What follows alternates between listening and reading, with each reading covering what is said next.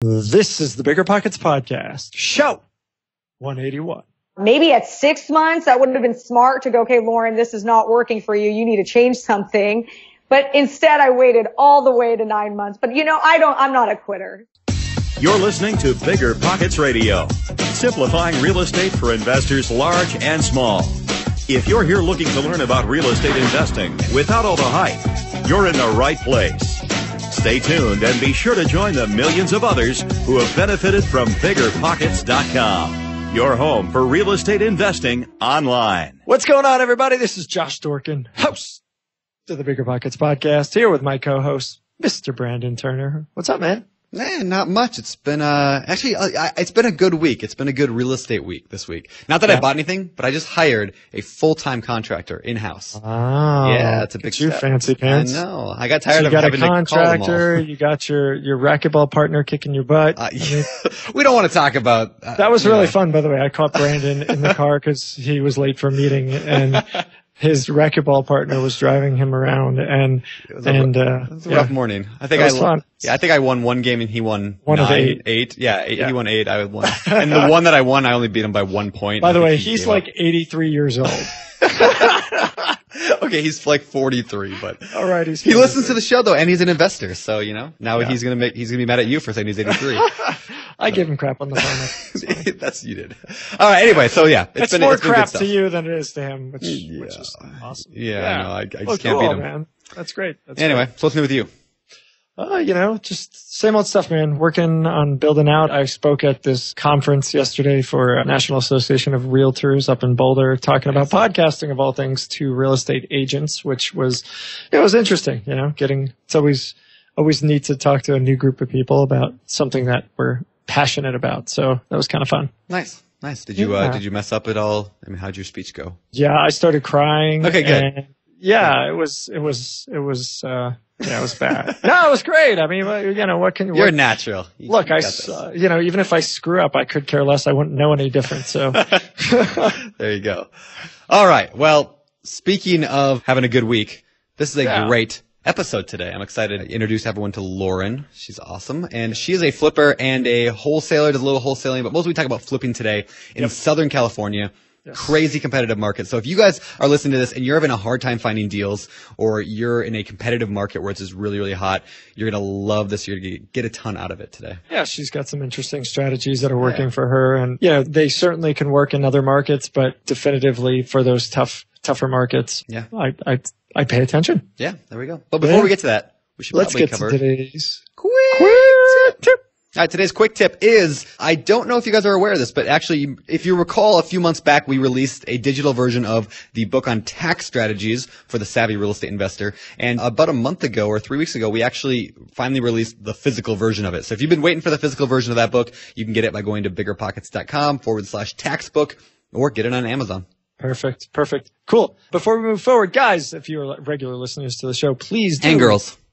Did I say guys? Just guys? Well, guys was all inclusive. Well, so guys and gals, guys and dolls. Yeah, come on, we're a PC company here. I apologize. I apology. I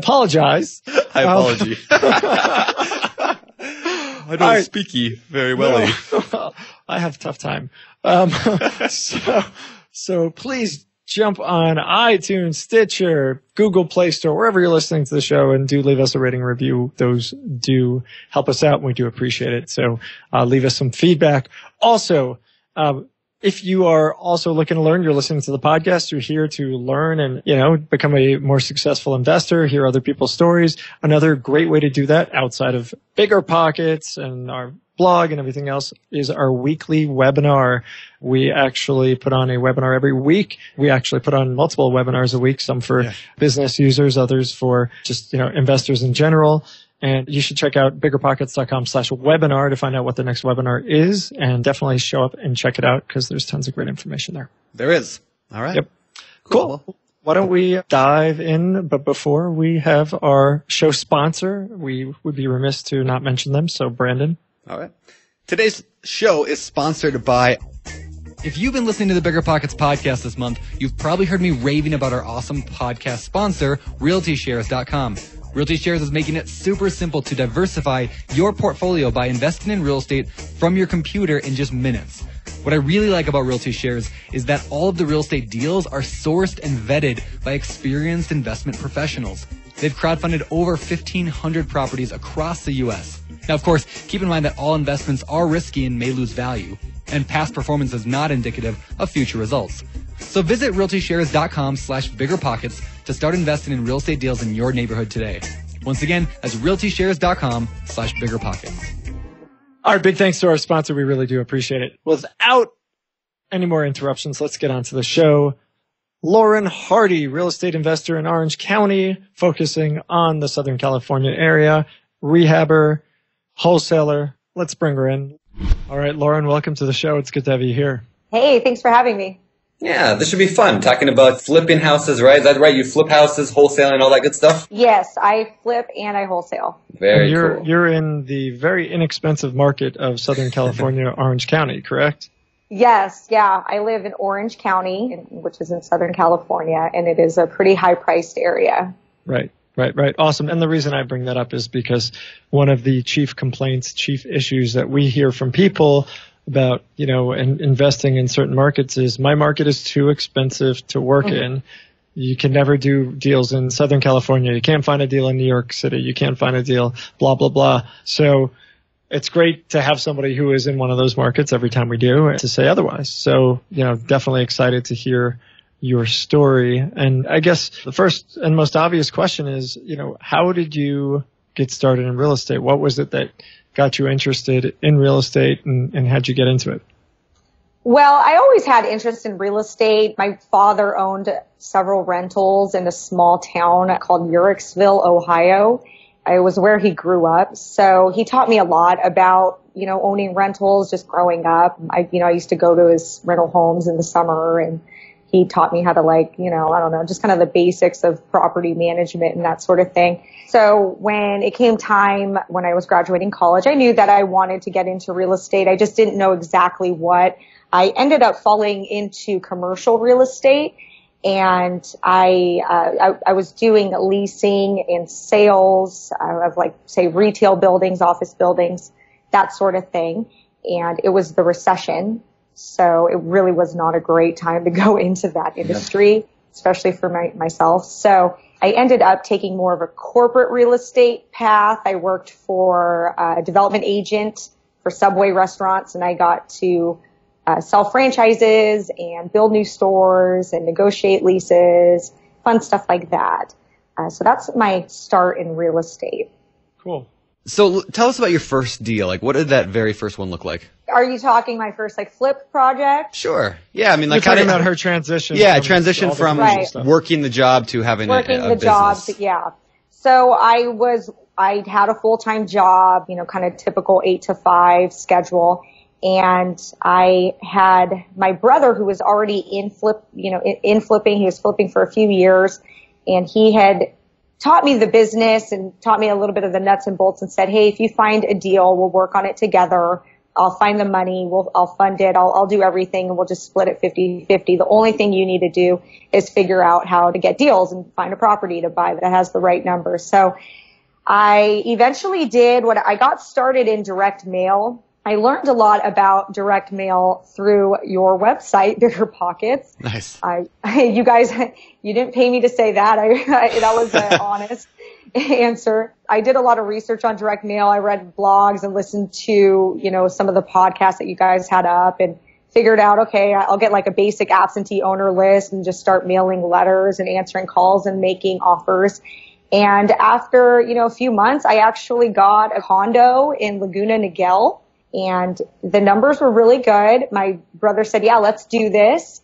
And it was at a time where the market we were right at the end of the recession, and the market just shot up. So when we were holding this property, I think it went up 10% in value just in the whole time. So it ended up being a great first deal. I thought, man, the sky's the limit. I had all the hope in the world that this would just really work out for me. I ended up buying subsequently another deal right after that in Laguna Hills. It was another condo. I got started really with condos. And that one, again, market was going up. It was just a crazy time. And I did really well. I had saved up enough money to quit my job. I made my salary on the side. So I thought, gosh, this is cool. I'm going to quit my job. Awesome. That's awesome. So, you went from condos and now you're flipping houses, correct? Yeah, I'll still take a condo though, especially in Orange County. Okay. Condos in Orange County are pretty expensive. Yeah, for sure. So yeah. What's the difference? I mean, we've talked a bit about buy and hold on condos and things to look out for, the dangers of HOAs and stuff like that. What are the considerations above and beyond those that you think about with a regular home that you need to think about differently when you're flipping a condo? Well, I really like condos, actually. A condo eliminates, as far as repairs go, it eliminates a lot of things that come up that are huge, big ticket items. Like you don't have to worry about a foundation, right? You're not going to have to worry about a roof. You're not going to worry about exterior because the HOA handles the exterior. So with a condo, I usually just budget just interior, just everything within the walls, which is a lot less than when you're doing a single family property. Other things though that you would want to consider with a condo is when you're looking for comps and you're coming up with the after repair value, you really want to make sure you've got a model match condo. You want to look at the whole neighborhood. Say it's a condominium complex of 200 units, but maybe there's 3 or 4 different models, and maybe one plan A comes with a 1-car garage, plan B has an attached 2-car garage, and then plan C is a carport. So you want to make sure that you're looking for garage and like, for example, carport parking versus 2-car garage, attached versus detached. You want to make sure that the HOA isn't having any issues, like it's not being sued or anything like that. You want to find out if the condominium complex is FHA approved, which would mean that the future buyer can get an FHA loan. And what else? What else am I thinking of with condos? Mainly it's just getting a model match unit upstairs versus downstairs. Yeah, I mean, a third floor condo is going to be worth a little bit more than one on the first floor. That one on the third with a view is obviously going to be a little bit better than, the exact same condo 2 or 3 floors down, right? Right. Sometimes, and sometimes not. Okay. I just try to always find, though, comps that are exactly the same. And then if I can't, I just find what's the next best thing. But I find with condos that the most important would be garage. Really? Interesting. Mm-hmm. So I've always told people, when people ask me about condos, I always tell them I've never invested in them, I've never flipped them. But it makes sense in my head that condos would be pretty cool to flip because you have a lot better idea of the ARV because they're so similar. There's so many. Is that true? Am I just lying to people? Okay. Mm-hmm. Yeah, I like that idea because like you said, you're only doing interiors. The ARV is easier to figure out. So as long as you can get the interior budget correctly, it's a little easier. On the downside, though, condos tend to swing more with the economy. So when the economy drops, like it did in 07, 08, condos were the first ones that got hit. So how do you prevent against that? Do you do anything? Just make sure you have enough margin or? Yeah, I just make sure I have enough of a margin. I mean, you can't predict anything. And, I think that if there was some sort of catastrophic market decline and, I think we would all kind of be in the same situation, but I do try to buy safe deals and deals where there's enough comps to support my numbers. So hopefully that won't happen. Yeah, hopefully. Yeah. Hey, quick question. You had talked about making sure there's no lawsuits or anything like that on the HOA. How would somebody find that information? You can call the HOA. Okay. So you would just call and ask them, say, hey, do you guys have any pending lawsuits? Yeah. They'll let you know. It usually comes up sometime during the escrow process. If you didn't do your homework, you'll usually eventually find out about it while you're in escrow. Got it. Perfect. Yeah. Cool. Okay, so going back to your story, you quit your job, you did these condos, quit your job, you're making all this money, you're successful with these flipping.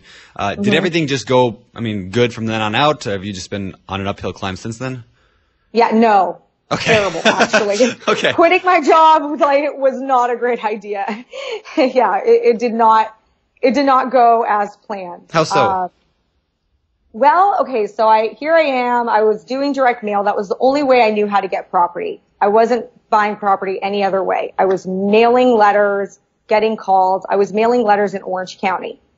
And as the market was changing, the market was just super hot in Orange County. And hey, really quick, because you've talked about the recession a few times. There have been quite a few recessions in the past 25 years. I don't want to age you, but I kind of want to know what years we're talking about here for perspective. To the recent last one. So you're talking, this is 2008. Yeah, this is, okay. Well, no, this is 2012. Okay, got it. Thank you. Like about, 2012. So right towards the end. Because you learned direct mail based on our podcast and website. Yeah. So it was most recent. It was around, right? Like 2012 probably, when you guys were kind of kicking it off. Cool. Okay, so you started this condo thing, quit your job. Things didn't go so well. So tell us about that. Well, so I quit my job. It was at a time where I just had my second daughter and I was on maternity leave and I just didn't go back. I thought, well, hey, I have like a whole salary here, for the next year. I felt I'm going to gamble on this and see if I can make this business work for myself. So the primary way I was buying these properties, it was direct mail. It was the only way I knew how to buy property at the time. I was mailing letters to absentee owners, answering calls and making offers and hoping to get a yes. And what was happening in Orange County was that the market, from this last recession, the market just shot up that year. And my seller calls in that year started changing. Keep in mind, I was mailing to Orange County, which is a very competitive, high-priced market. People want to live here. And houses were in great demand at the time. So when I was mailing throughout that year, I noticed that my seller calls started to change. From the beginning of the year, it was, I'll consider that offer. Say I'm on the phone with the seller, they'll consider it, okay? Towards the end of that year, it was, are you kidding me? That's like 30% below market. I mean, my neighbor sold their house for $300,000 and you just offered me, $175. Are you out of your mind? And like, I was like, huh? I didn't understand what was going on. I was, too, green in the market to really understand what I needed to do and what I needed to change to stay competitive at that time. So I just kept doing the same things. I wasn't changing anything. I just kept mailing to Orange County and getting yelled at every single day by sellers. And I was just dumping money. I mean, I felt like I was lighting money on fire in direct mail. I think I had gotten to where I spent about $25,000. Wow. And I had not gotten a deal from it. And I'm going, I was stressing out. And eventually I decided I need to get help. I really need like one-on-one coaching. I can't, I can't survive. I either need to quit or get like help. So I found a couple other investors in my area that offered the one-to-one consulting, or, they had, some like programs where maybe they consult several people kind of at once. And I signed up for 2 different programs, got some great advice, figured out what I was doing wrong, made the changes, and it's been great from then. But that whole struggling process, it was a solid 9 months where It was almost a year. Yeah. So what did you actually change? Because at the end of the day, direct mail works in a crappy market or a great market. So, there's deals to be had regardless of the market. Was it just your approach with the seller, or what exactly did you change? The thing I changed, I think that made the biggest difference, was I changed where I was mailing. Okay. Orange County it was not a time to mail to Orange County anymore. I needed to go to less desirable areas. So in Southern California, if you know the area well, there's like the Inland Empire, for example, like Riverside County, San Bernardino County. It's hot, Africa hot. Yeah, right. And it's, it's great. People live there. It's an affordable place to live. There's jobs there. It's a solid real estate market. It's great for rentals, but it's not as expensive as Orange County. And there's a little bit more distress there than Orange County. People are just not in distress in Orange County. So when you brought up that there are, people that say, you can't invest in a high price market. Well, yeah, it's going to be hard to do deals in Manhattan, but is there somewhere within an hour that is, maybe less desirable, there's more distress in this certain area that you can invest in, and just get in the car and drive an hour, Yeah. So that's what I did. I just changed my market, and I changed some other things too. I mean, we can get into that as far as direct mail goes. I did make some pretty key changes that I think have made me competitive. I mean, I'd definitely love to hear it because, we talk a lot about direct mail here. And one of the difficult things that every business owner faces is, when do you persist? We ask that question at the end of the show. People always say persistence is the key to success. But when do you persist, and when do you pivot? And when do you, it's tough, right? And it was tough for you. After you've spent $25,000 and not made a deal. Yeah. Yeah. Is that when you say I'm done? Right. Or, do you wish you would have done it earlier? And then, what did you end up changing besides that? Well, as far as how long do you go, I would say 9 months was a little long. I probably should have changed things up after 3. Okay. With direct mail, you do have to test it out. It's not going to work after a month. It's not going to work after 2. You have to test it out. I always say when you do a campaign, it should probably be a 6-month campaign, and analyze it after 6 months. Mm-hmm. That would really be giving it a fair shot.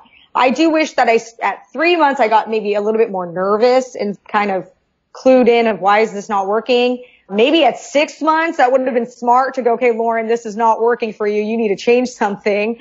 But instead, I waited all the way to 9 months. But I'm not a quitter. So I would say that maybe is a fault, or it could be a fault or a good quality I have. Well, I'm going to assume you've made more than $25,000 since then to make up for that. So we'll probably assume you've flipped more than one house.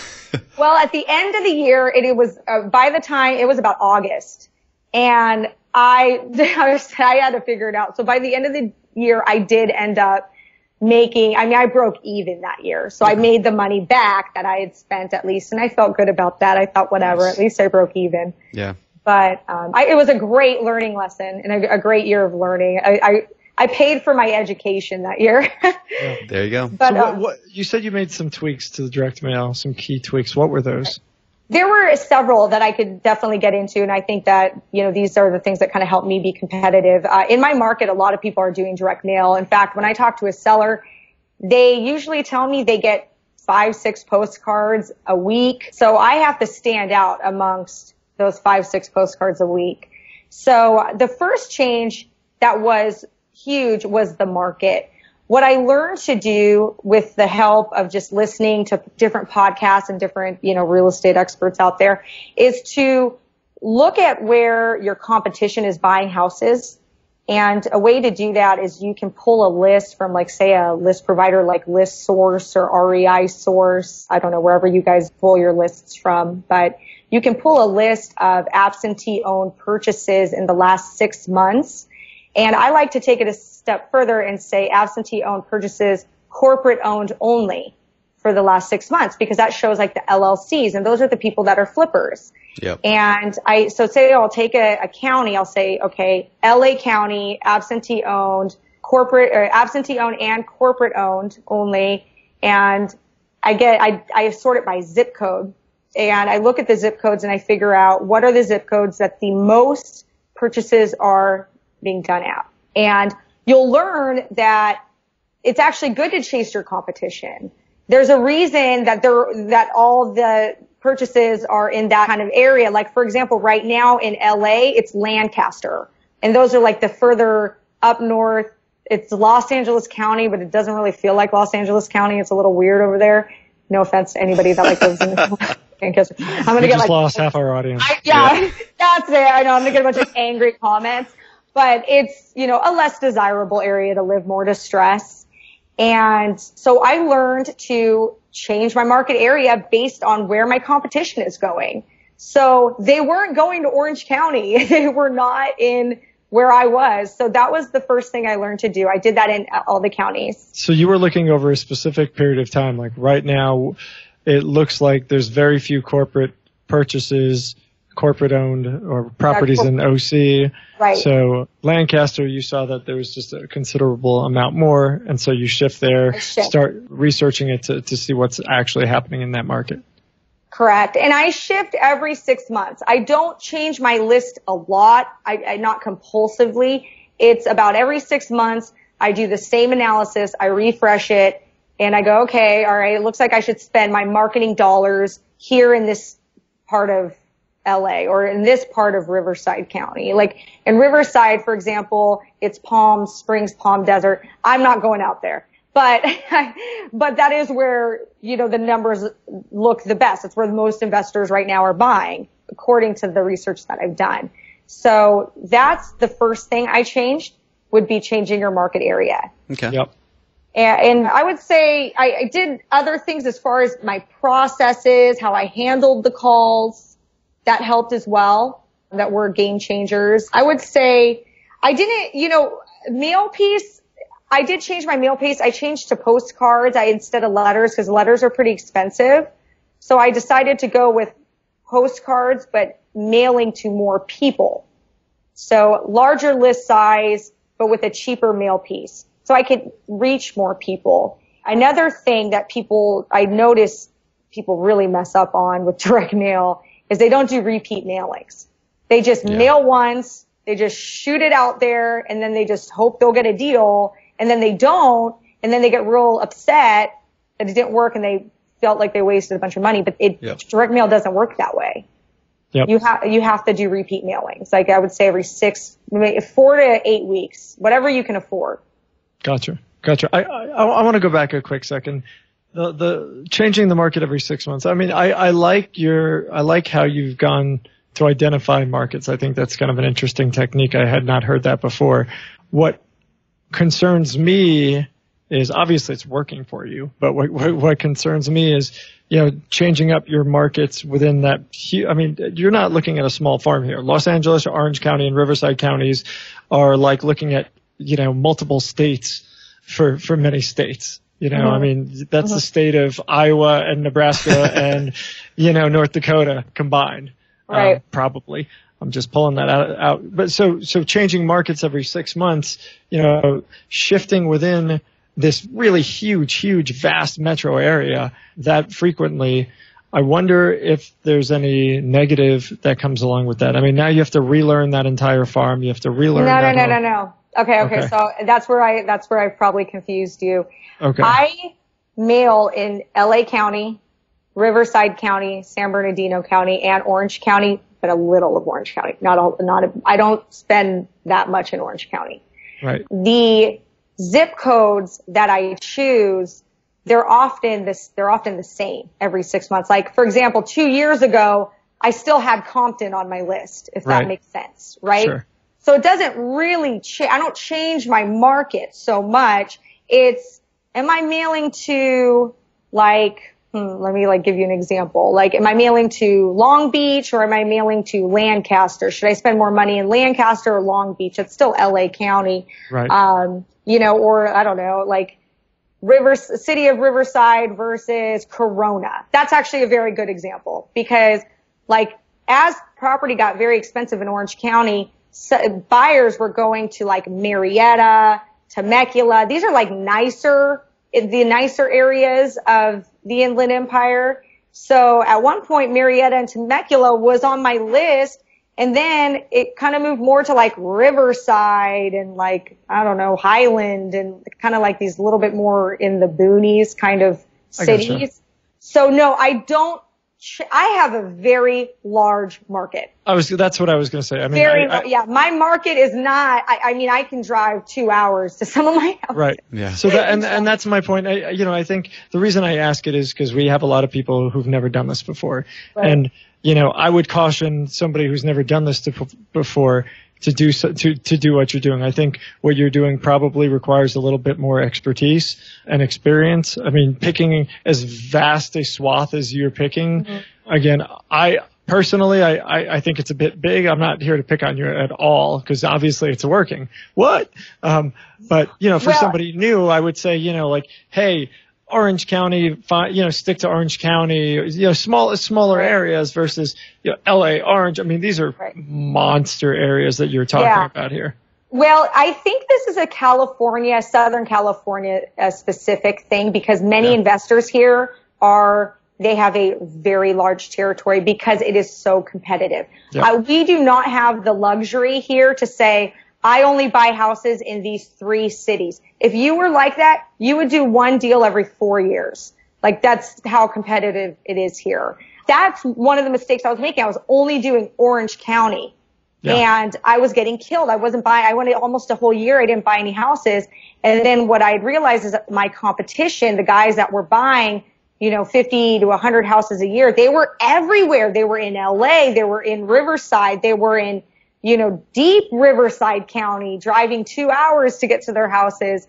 And that's what they had to do to get deals. That is not what you would have to do if you lived in like Utah or something, or Idaho, where you really could just pick like one county and just like stay there. Yeah. So, and I'm glad you actually are picking on me, because that would come off really confusing. Yep. I was thinking from my area, like I'm not going to mail to Seattle, Spokane, Portland, because those are totally different markets that I don't need to. But like you said, Southern California and other areas are just every area is different, right? That's why this is kind of a fun game, because you relearn it everywhere you go. Right. And my technique is a very California specific technique. And it's because California is a very competitive, we're full of investors over here. There's a lot of money. So that's what we've had to do to survive. And that's what a lot of my competition they're buying houses all over, Sure. Yeah, for sure. So cool. I want to talk about like what came next then, because you started out buying a couple of condos here and there, changed your marketing, and then you started scaling up, I'm assuming, correct? So how many total deals have you done now, or at least like, how many are you doing on a regular basis? What's kind of your... On a regular basis now, I'm at about like 2 to maybe 3 a month. Wow. Okay. So definitely you scaled up from the couple the first couple condos the first year or something? Yeah. Couple condos the first year. I think I did 3 like the next year, and then like the next year after that was like 15. Wow. And now I'm kind of at a consistent like 2 or 3 a month. Wow. That's awesome. So, nice. Congratulations. Yeah. That's awesome. Thanks. So what do you attribute that to? I mean, what really, was it just a direct mail, or what do you attribute your just growth to? Gosh, a whole lot of things. Just changing everything that I was doing and doing the right things instead of the wrong things. Yep. There's just working harder and, setting goals, and the direct mail, the changes I made in direct mail that helped with, my success. I also, I beat the bushes, I guess. I guess I would say, you have to beat the bushes and really, try to get these deals any way you can. Okay. Right on. That's so great. I want to dive in a little bit deeper, and I know Josh probably did too, because he just highlighted it on our notes here. But this idea of, I want to know your business, like how your business actually works. Like, let's dive into that if you don't mind. Like, I mean, sure. Specifically, who answers the phones? I mean, who's going to look at the properties? Are you driving to every property? How does that all work? Walk us through like a typical like life or day in the life of your company. Day in the life of Lauren. Yes. Okay. Well, first I wake up looking fabulous, and I get a cup of coffee. Amazing. And no, I wake up. I was that lucky. Yeah, I wake up with my 2 screaming kids, and I haul them off to daycare, and then I come back. I have an assistant that's helping me field the calls and filter the calls, because I just get too many that it's too hard. I was a 1-woman show for a long time, and now I'm a woman and assistant show. So I have the calls, they get directed to a cell phone that my assistant has. He answers them live the best he can. And we also have Podio as my CRM, and it's very tailored to the real estate investment industry. A lot of investors are using Podio, so you'll see a lot of investors use the same CRM as I do. Cool. And these calls get filtered into Podio. So if, say, my assistant misses a call, the lead will still go into Podio as a new seller lead, so it doesn't get lost, if that makes sense. Yes. All leads, no lead gets left behind. All leads get filtered into Podio, and it's my assistant's responsibility to ask a series of questions that help me determine if this lead is a motivated seller or more of a tire kicker. And from there, my assistant, by asking those questions, my assistant filters those people out, and he also assists with determining the ARV for me and coming up with like a ballpark offer price. So it helps me out. It takes some of that work off of my back. And then at that stage, I look at all the offers that go out. At this point, I would love to not have to do this, but at this point, I am approving all the offers that go out. And we send offers, and I send it like through Podio, so it's pretty quick. And we just, oh, go on. Well, I was gonna say, are you saying you're making offers? Do you make offers before you look at the properties, or do you always go look at them first? No, I couldn't do that. I'd be driving all day because my big market area. Yes. Yeah, I don't look at the properties. I have the MLS. I have MLS access. I have my license, so I have MLS access.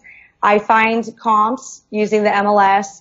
In California, there's a lot of master plan communities, so it's very easy to come up with an ARV when, most of the comps are like, it's, almost the same type of house. Sure. So, and they're not very old. I know in other states, you've got houses that were like built in the early 1900s. I mean, in California, it's more like 1960s, 1970s, 1980s built. So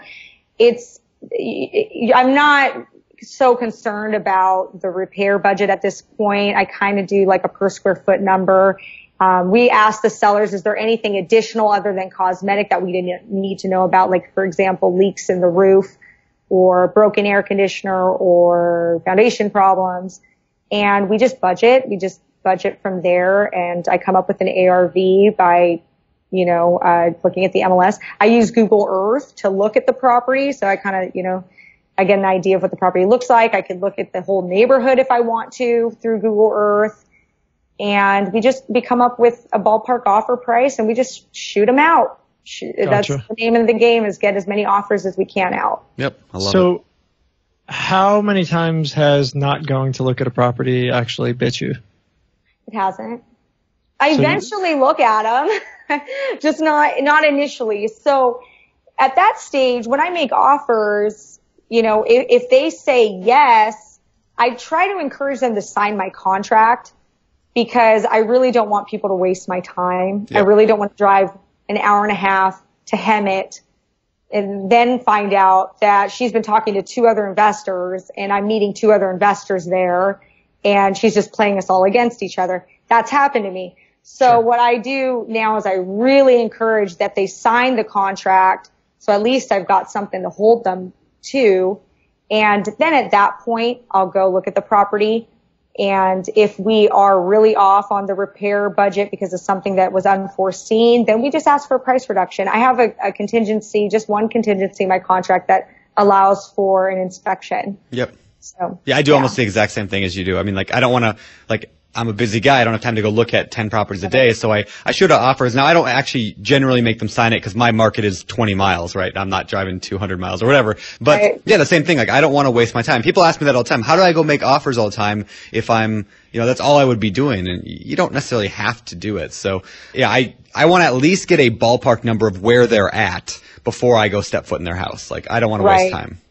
Right. You want to make sure you guys are on the same page. Yep. You don't want to, and you want to make sure that you're the only investor they're really talking to. I don't like competing at all. Like, if I get the idea that I'm competing, I'm kind of like, Yeah, because I totally feel you there. So what about rehab costs? You said you kind of estimate them a little bit, based on what they're telling you, I'm assuming over the phone, and you can adjust later. So how do you do your rehab costs, both in terms of before you look at it and after you look at it? Do you have like a system for that, or are you just really good with knowing rehab costs because you've been doing it a while?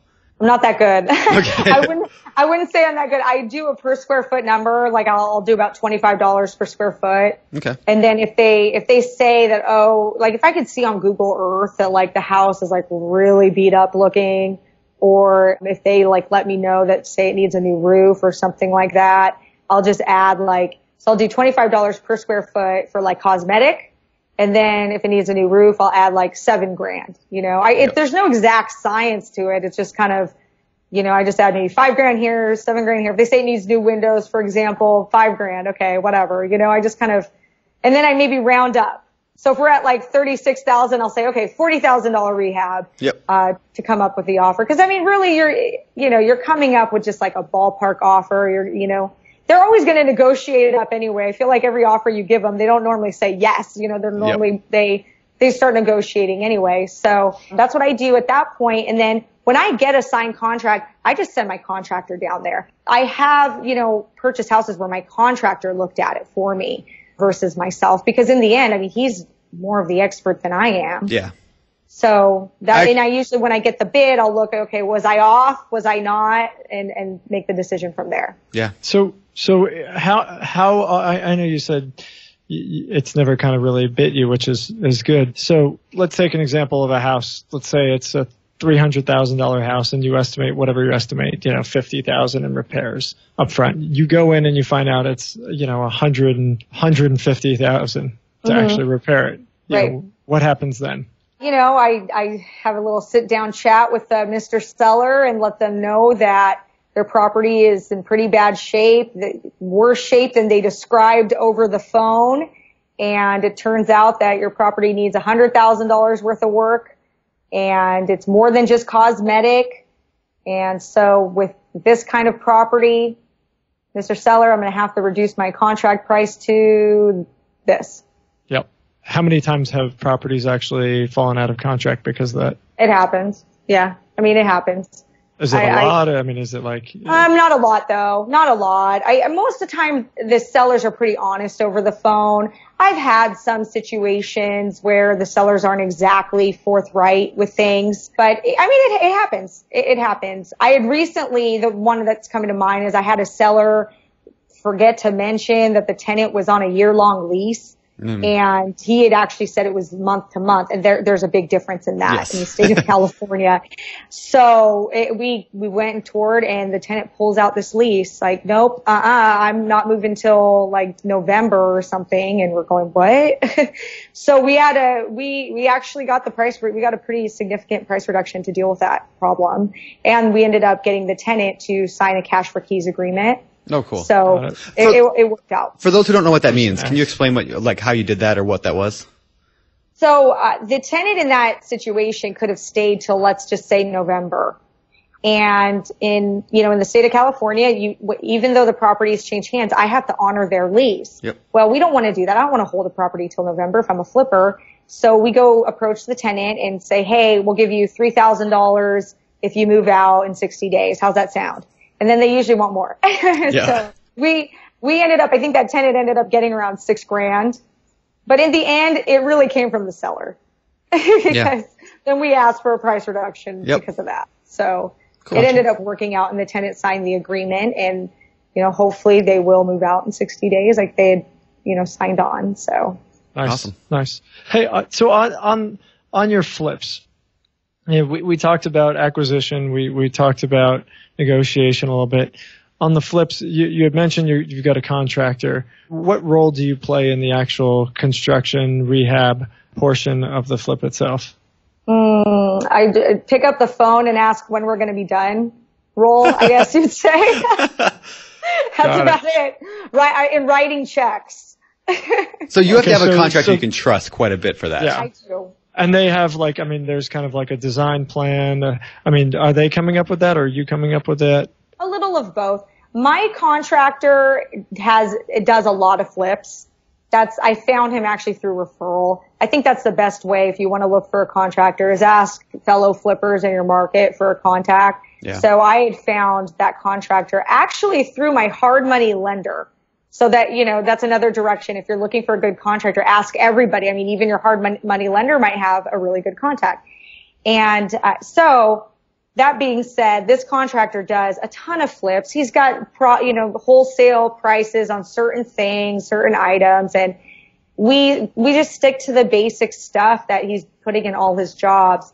I do get to be a little bit creative if I want to. I don't often find that I have the time to, unfortunately, and that is the fun part of this job, and I wish I did have more time. I hope that I get there one day where I can be a little bit more creative with, designing these homes. But for now, that's kind of the irony of flippers, though, is that on TV, we see every single TV flip is completely different and always unique and amazing.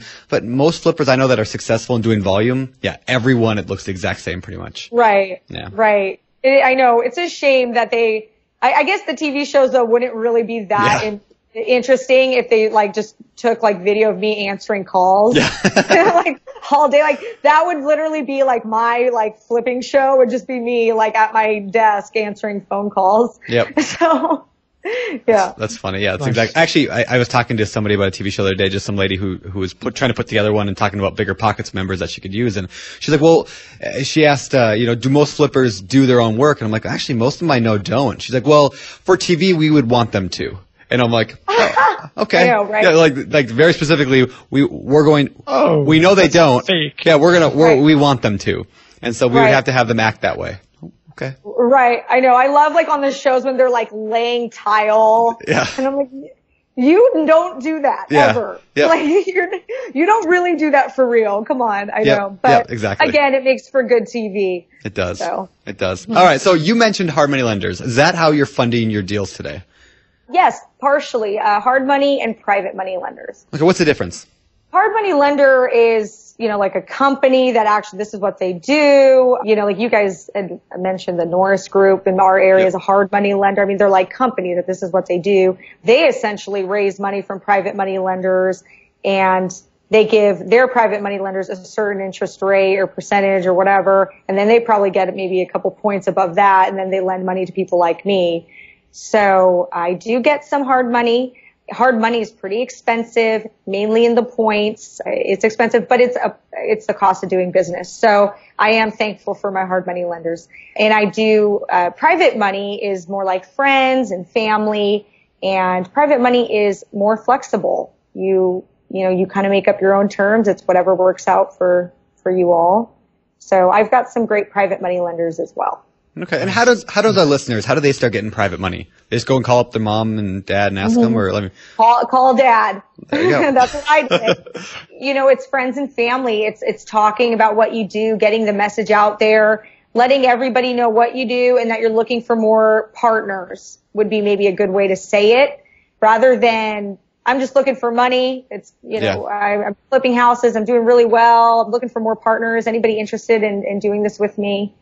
And I do post a lot on Facebook. I post photos and kind of updates of things that I'm doing. And I get people that will occasionally private message me that are interested. Yep. So just opening up your mouth and talking about what you're doing, what you're looking for. That's actually how I know you, is from Facebook. Somehow we became Facebook friends, and then I think I follow you on Instagram, and I'm always seeing your progress of like this new project, and here we're in the middle of it, and got a new one under contract. I'm always like, man, she's like crushing it, like doing so much more than I am. So like you inspire me to do better, just like watching that. So keep it up. Thank you. Yeah, Thanks. keep it That's up. awesome. Thanks. All right. So, hey, before we kind of turn over and move on to the fire round, my quick question is, where are you going with this? Are you going to be doing 2 flips per month for the next 20 years? I mean, what's your ultimate goal? Are you picking up buy and holds as well along the way, or is this really for the purpose of that short-term cash and use that as kind of like a salary and income? Well, for now, I would say, short-term cash for salary and income is where my business is right now. A future goal, I'm really interested in like larger scale syndications. So maybe like, buying a trailer park community or something, or an apartment building. I think that's where I'd like to form maybe a syndication company and do bigger deals. Gotcha. For now, though, this is fun and I'm enjoying it. And I think I'll always be flipping houses, but I would like to kind of step out more into that one day. Awesome. That's great. Yeah, great. All right, and my last question before the fire round is, I ask this question a lot, and I try to ask it more often because I really am interested. How many hours a week do you work? Like, what's your typical week? I mean, are you 40 hours a week, or are you just part-time? Gosh, I know. It kind of depends on the week. Okay. I would say 30 solid hours. I would think, it's maybe not all at once. Sometimes for example, in the middle of the day, I might go for a hike, but on the weekend, I might work a couple hours. So, I would say about 30 is an average week. Okay. And I cool. probably don't, and I think I work more than a lot of my friends in this business. But I don't know. I mean, I love what I do. So, it doesn't feel like work, really. Sure. I was actually just talking about that last night on the Bigger Pockets webinar. I was saying how one of the benefits of real estate over having a job is that, like, you really love getting up in the morning. Like, everybody I know that does real estate loves doing real estate. It's one of the few, like, I don't know, passions that you actually can make good money at. Yeah. No, I do. I always say I wake up every day excited and terrified. Yeah. So That's kind of like, I would say, in a nutshell, describes flipping houses. Yep. I love it. Well, cool. Well, hey, let's shift gears a little bit and head over to the section of the show we call our Fire Round. It's time for the Fire Round. All right, today's Fire Round is sponsored by... Are you looking for passive income from a company with guaranteed results and a proven track record? Mac Investments is the nation's longest tenured turnkey operator. With over 38 years of combined experience, Mac Investments has a fully vertically integrated operation in the U.S.'s most diverse economy, Chicagoland. With more than 2,000 homes under management, they serve over 300 investors across 11 different countries. Homes are priced below $200,000 and will generate a guaranteed cap averaging 9% that can be leveraged to achieve returns in excess of 20%. Contact them at macinvestments.com to start cash flowing in 30 days or less. All right, let's get to these questions in the Fire Round. These come directly from the BiggerPockets forums, and people can go there, biggerpockets.com/forums, to ask your own questions to get the community helping you out. But these questions come from people in the community. Number one, what are the best tips for someone who has young children when they're first starting out in real estate? Put them in daycare. Okay. I like it. Lock them up. Lock them up. Yeah. All right. Nice. All right. Here's another child-related question. When investing with children, do you find yourself with more time for your kids, or does that come after a few years? I do have more time with my children than I did when I had a full-time job, a 40-hour-a-week corporate job. Absolutely. I can go to the school events. I can volunteer. I can go to the Christmas party. I can take them to soccer practice because I can always work when they go to bed. So I do have much more time with the kids. Cool. Number 3. When switching over from a full-time job to solely investing, what should someone make sure that they have in place? Money in the bank. All right. There you go. Good answer. Some reserve salary. Yeah. Cool. And try not to spend it on direct mail. If it's not paying you. Yeah, stop after 6 months or so. Yeah, maybe stop after 6 months. Which transitions perfectly to the last question, which is, for somebody who's just getting started in direct mail, what advice would you give them? What kind of strategy would you advise them on? That question is hard because there's so much. Yeah. Don't give up. Repeat mailings. Don't give up. Okay. That's good Fair advice. enough. Good advice for sure. All right, let's close out this show with my favorite section, the world famous. Famous for. All right, these questions are the same we ask every week, and so I'm sure you know what's coming. Number 1, what is your favorite real estate related book? Well, I think I'm going to be different and not say Rich Dad, Poor Dad. Okay. There's actually a pretty good book out there. It's called Building Wealth One House at a Time by John Schaub. Yeah, I like that book. It's a pretty good book. I think it's helpful. Yeah, I really like that one. Awesome. How about business books? I really like Darren Hardy and everything that he comes out with. So my favorite business book. Yeah, I love Darren Hardy. I really love The Compound Effect. Yep. And he has another great one that's The Entrepreneur Roller Coaster, which I love as well. I just listened to that on Audible and it was fantastic. Oh yeah, I love it. Yeah, I do. Do you subscribe to his daily text or like at 5 in the morning? Yeah, exactly. Yeah, every morning, like 5, I get these texts. Hello, look at me in my courtyard with my fountain. I have advice for you, everybody. I feel like I'm watching Stuart Smalley. I'm good enough. I'm smart enough. And gosh darn it, people like me. I want to get Darren on the show. We need to get Darren Hardy. Oh my God, I would die. That'd be amazing. Can I be like a semi co-host on that one? I'm gonna fight to get Darren Hardy now. My last name is Hardy. We can say we're related. You can say that. I like it. Right. Perfect. That's how we're gonna get him. All right. By the way, that thing is called what's it called? Darren Daily. If people want to look it up on Google, Darren Daily. It's great. Just 5-minute motivation. I cannot figure out how to unsubscribe to it. I had to unsubscribe. I mean, it's good, but it's just like. It's like at 5 in the morning. I get woken up at 5 in the morning. With a text every morning. Yep. Yep, me too. Yeah. All right. What do we do for fun? God, when you have 2 little kids, you do nothing for fun. That's it. I don't have hobbies. Brandon, my pay children, attention. Yeah, pay attention, Brandon. Back to my advice of send them to daycare. Yep. I would say, being a busy mom and 2 kids, my hobbies do surround my children. I am, 100% there for my kids. And, I do like to be active and go hiking or work out at the gym. So yeah, that's about all I've got time for. Cool. All right. My final question. Lauren, what do you believe sets apart successful investors from those who give up, fail, or never get started? I would say the ability to, read, listen to the podcasts, buy those courses, take the courses, and then actually do them. Like, do what they say to do. Yeah. There's this big disconnect between, like, the reading, listening, and then the doing.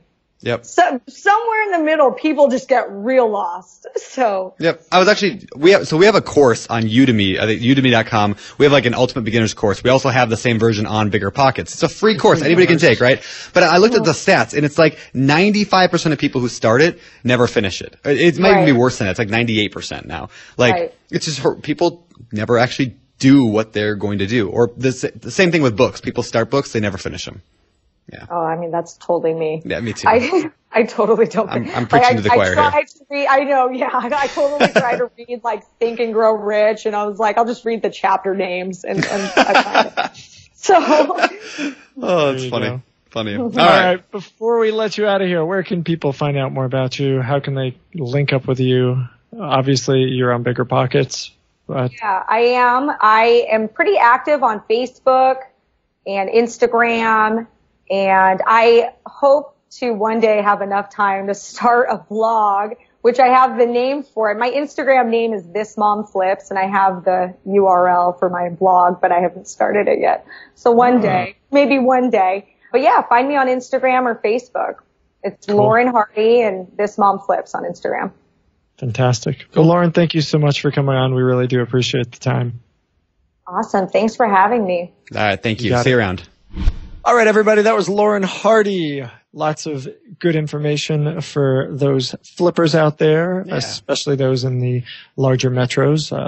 Definitely some new tactics and ideas to think about. So, yeah. And I love the advice on just, don't just listen. Don't just, go to listen to a podcast and then not do anything. Take action. You got to actually do the things you're hearing. So, yeah, just take one piece of advice you talked about today and go put it in your life and see what it does to your business. Exactly. Execution is what matters. Yep. So make it happen. Cool, That's guys. Kind of violent.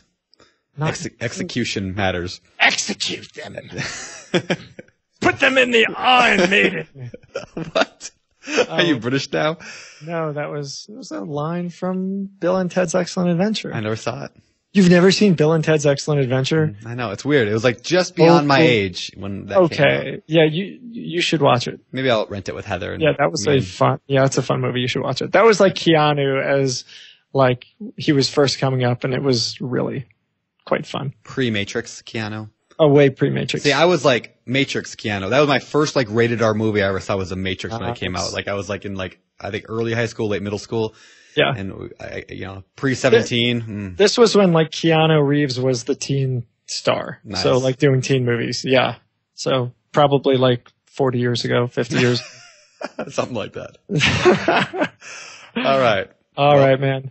Well, you guys, thank you so much for listening. Please be sure to jump on Bigger Pockets and get engaged, connect, and interact on our forums at biggerpockets.com/forums, where you could meet people like Lauren who can help answer questions that you've got. Otherwise, jump on the show notes with any questions about the show at biggerpockets.com/show181. And we'll see you next week here on the Bigger Pockets podcast. I'm Josh Dorkin, signing off. You're listening to Bigger Pockets Radio, simplifying real estate for investors large and small. If you're here looking to learn about real estate investing without all the hype, you're in the right place. Be sure to join the millions of others who have benefited from BiggerPockets.com, your home for real estate investing online.